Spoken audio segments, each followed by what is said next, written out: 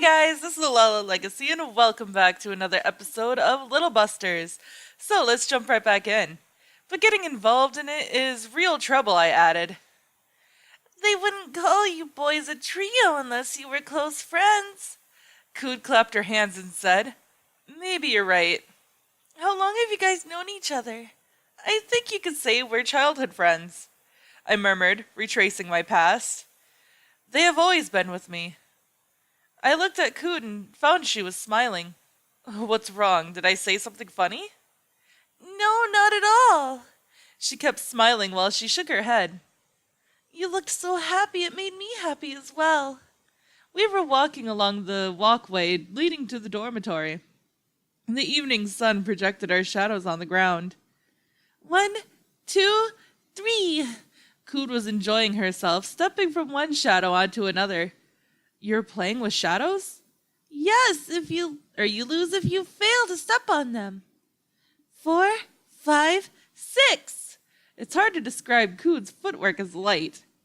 She was making unsure steps. The petite girl continued to play with the shadows. A street lamp, the edge of a fence, or trees. Now, Aeson, may I use your shadow? Sure, go ahead. All right. Cood jumped up. Her toe-colored hair danced by me, I guess. I don't know. For a brief moment, I caught a sweet scent from her. I've got your shadow! Also, I'm so sorry if you could hear that rumbling. That was outside. Cood looked at me as I smiled innocently. That smile suddenly reminded me of my small trauma. The loneliness I had felt a long time ago. No, Aeson? Yeah? Cood's voice brought me back to reality. There are stairs. Oh. If Cood didn't stop me, I might have fallen. Thanks, Cood. You're welcome. She went up the stairs leading to the entrance of the girls' dorm. At the entrance, I handed the bag to her. This is heavy. Can you manage? Yes, this is far enough. Thank you very much, Noi-san. Cood bowed her head. Watch your step going home. Yup, you too, Cood. Yup, thank you very much. See you tomorrow. See you tomorrow, Noi-san. Just before going down the stairs, I turned around and saw Cood still waving her hand. After waving back, I descended the stairs. Shadows, huh? I tried to remember the last time I had been playing shadow tag with Kyosuke and the others. Well, I'm all alone now. You know what? Let's just wander, I guess. Let's do it. We're seeking a strong opponent.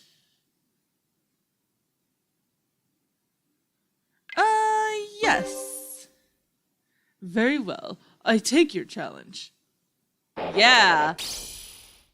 Okay, the only one who thinks Kyosuke is cool. I mean, yeah. Alright, we got sesame shoes. Ooh. We might actually have a chance? Maybe? Oh, maybe not. Oh God, why?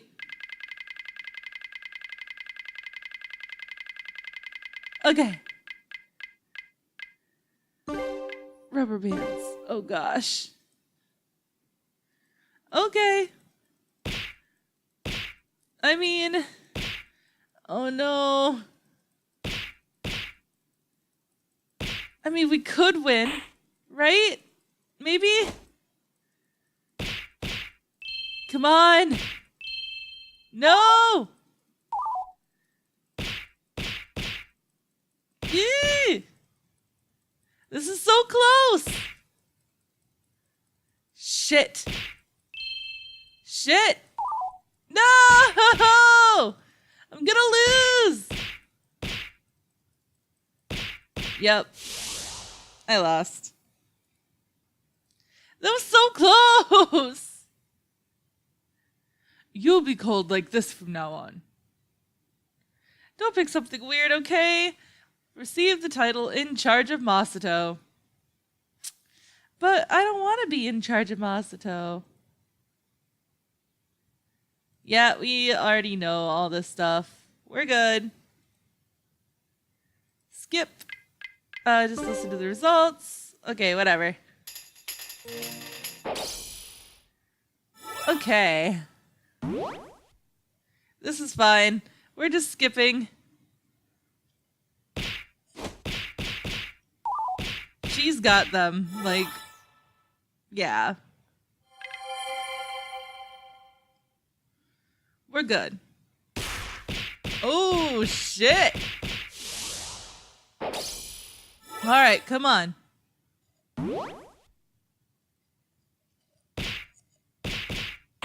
No! Come on, Rin! Start dodging! Or not. All right. So now it is May 18th. Standing on tiptoe, because she's too short to hand it to me otherwise, Cood held out a piece of paper to me. You submitted your application for room sharing? I took what she was offering. It was a piece of paper printed with an inkjet printer. The sender's name is SML at admin? I think that means it's a message from the administrator of the sorority mailing list. Yes, I did. The dorm had already emailed me. Are you planning to do something? He looked me in the face. I'm not doing anything. Cood is. Little Koo is? Yes, I'm looking for a roommate, Hara-san. Roommate? It's like the relationship between you and Naoi-san. Oh, you mean you need someone who would be in charge of muscles, right? No. Huh? So little Koo is in charge of muscles? No, that's not what I meant. Huh? What, she wants a muscle mate, right? I've never heard of such a thing. No, it's a roommate, Hara-san. What, a roommate? You should have said that in the first place. Cood wants to live with someone. I heard a few classmates say, look, now I ignored Masato's stupid comment, but I ignored them. Is that so? Well, I know girls like to spend time with friends. Someone like Rin's an exception, though. I didn't know you got lonely easily, little Koo. No, it's not like that. But maybe you're right. No, you're wrong. No, you're right. She cast her eyes down sheepishly. Anyway, I hope you can find a well-muscled girl. I'm sure she'll be dependable. I don't think the muscles are really that big of a factor. Maybe, but you're really gonna need muscles someday. Not so far. You will. The first bell's about to ring.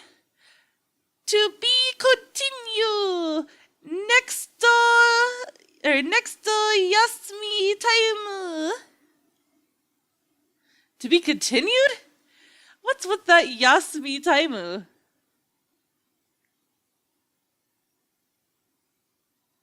The next break arrived. Hey, what are we going to do now? How about bowling? We haven't done that in ages.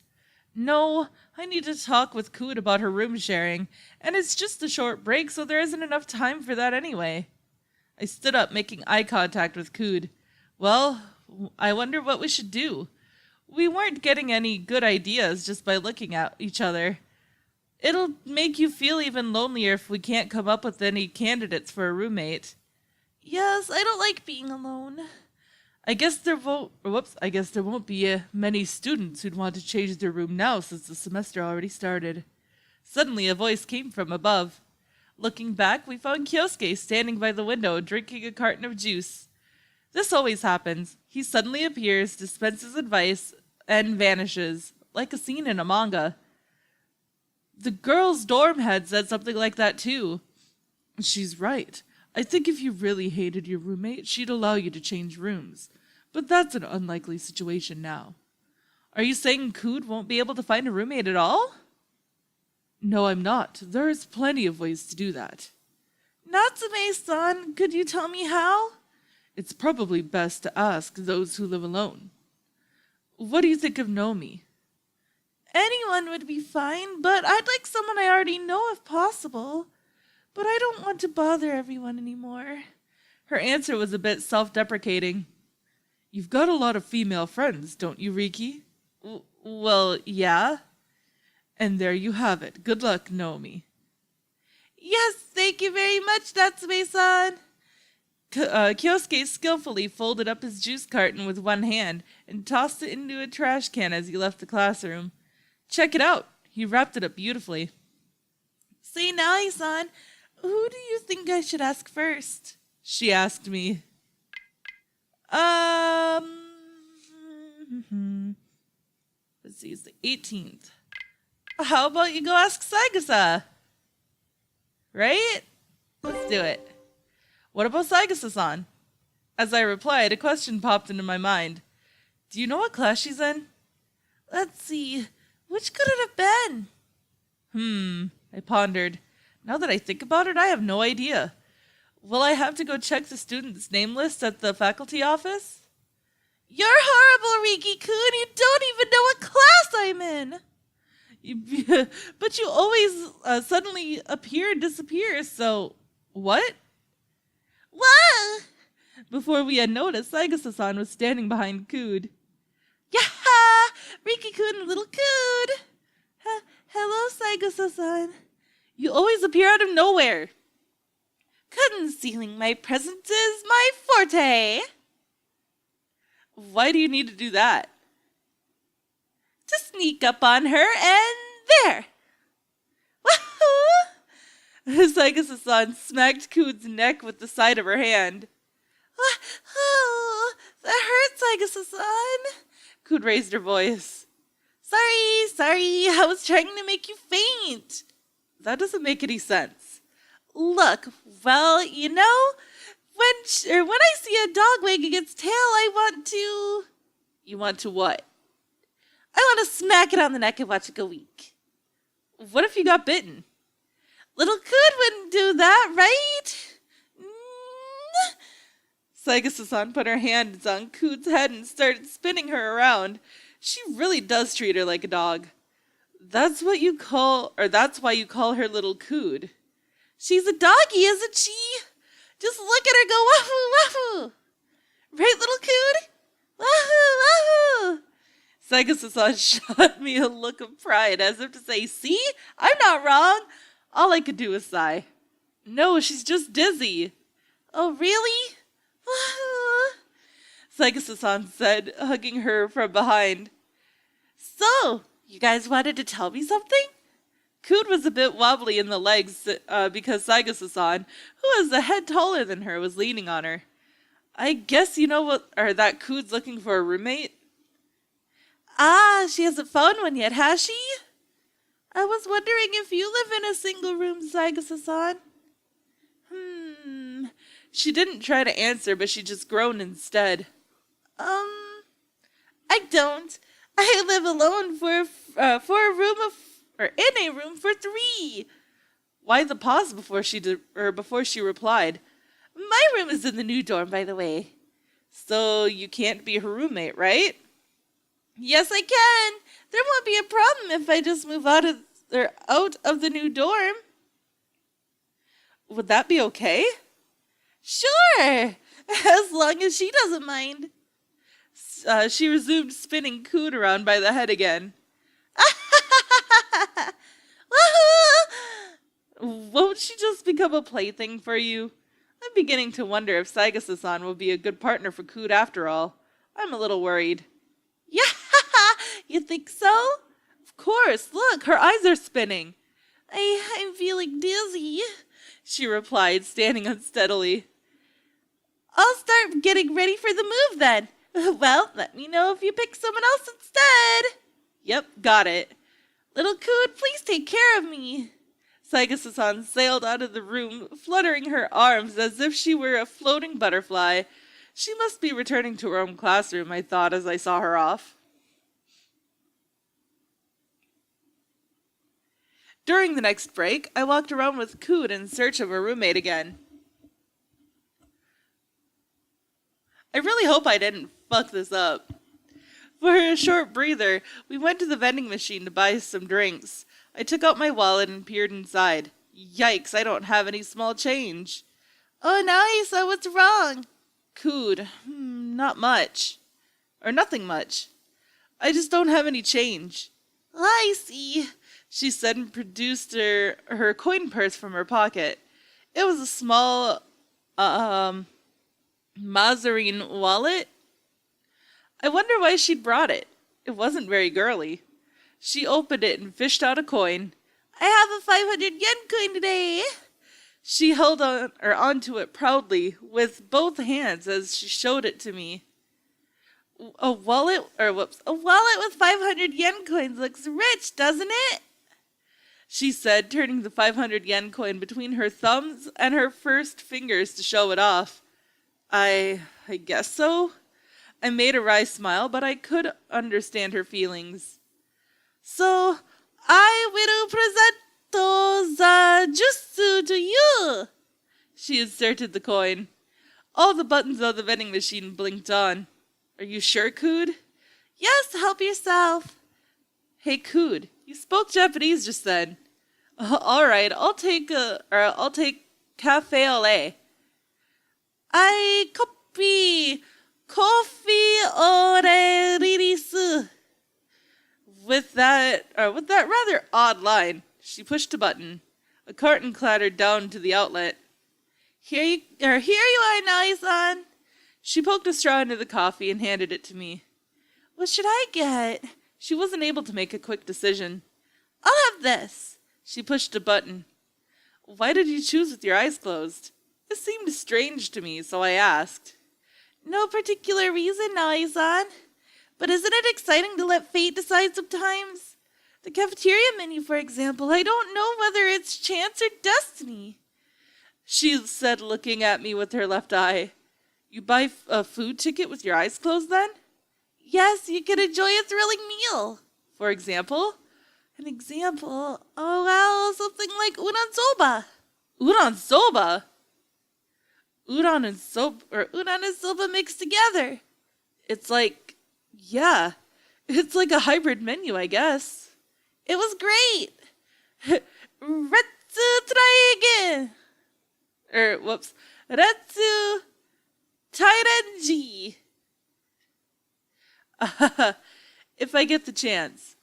For a while, we enjoyed our soft drinks. I glanced over at Cood. She was holding her juice carton with both hands and sucking noisily on the straw. Sunlight was pouring into the corridor overlooking the courtyard, and it was also shining on Cood's flaxen hair. For no particular reason, I found myself gazing at her hair. Nai-san? What? I took the straw from my mouth. Then I tossed the carton into the trash can. I was covering my embarrassment after suddenly being caught staring at her. Is something the matter? Well, what? She's so short that I could see her hair from the top of her head. No, you seem to be focused on something. Was the cafe au lait bad? No, it wasn't. I was just what? It would have been a little too embarrassing to tell Cood I'd been staring at her hair. So I said something showing a faint smile, so I said nothing, showing a faint smile instead. Fortify?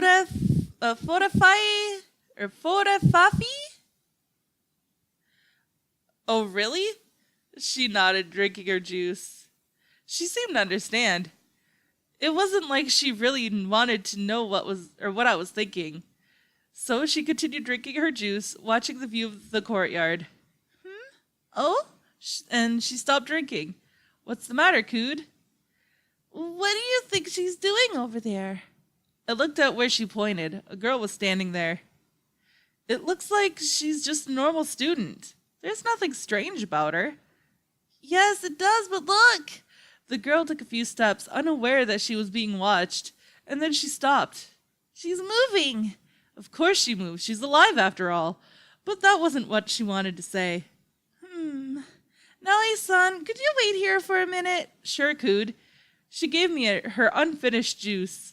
Cood hurried towards the girl, walking pitter-patter. Is she heading over to ask the girl what she's doing? Thinking about her unending curiosity made me smile wryly again. As always, Coon was gesturing wildly as she spoke. After they exchanged a few words, Coon nodded. Sorry it took so long, Noi-san. She hurried back to me with her little steps. It's time to go back. It's time to go back to the search. Yes! We should ask around here. I think I might have fucked up, but this is all the time that I have for this episode, guys. I think I might have accidentally gone into Coon's route instead. So I am going to save here. I'm going to end the episode here. I'm going to go ahead a little bit to see like if it goes back to where I need to be. And if it does, we'll continue from here. If not, I will restart the game in my own time and redo it and get back to where we need to be.